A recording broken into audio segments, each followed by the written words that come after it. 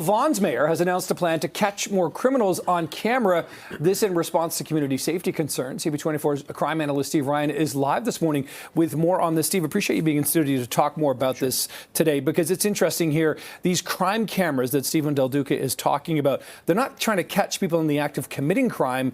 They're just trying to help police get more sense of who may have been in an area at the time of crimes. Is that accurate? Well, the CCTV cameras are designed to record what's going on in a particular area and act as a deterrent. So the deterrent portion is very strong. If, in fact, you and I are deterred by the cameras and we don't commit the crime.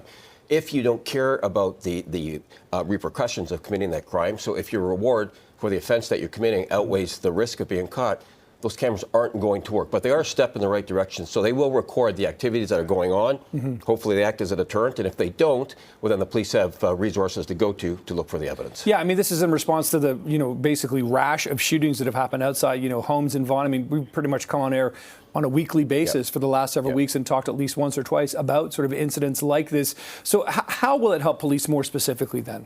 Well, for those reasons we just talked about. Number one, hopefully a deterrent will bring crime down on its own, and if there are crimes committed, well, then you've got evidence to look at. Other two technologies that are going to go with these 10 cameras, if the resolution is passed, one of them is to identify stolen vehicles. So the cameras will pick up stolen vehicles, notify the police right away, and they get on top of that. And even more important, I think, is the gunshot recognition. There'll be technology to recognize when a gunshot is fired. The police are notified right away, and they can go directly to the area where the shot's believed to have been fired. Yeah, you don't need to wait for a 911 call because you already sort of can identify and sort of target a location.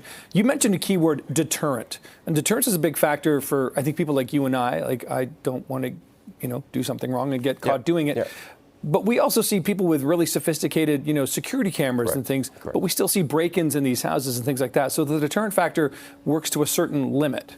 Yeah, and that's a great point. So you need one and the other. You need the deterrent, and then you need punishment for those who are convicted for these serious crimes to be punished not only for themselves, but to deter others. That's how it works. But you're right. If somebody is hell-bent on getting into a neighborhood to commit a crime, regardless if there's a video camera or not, they're not going to be stopped.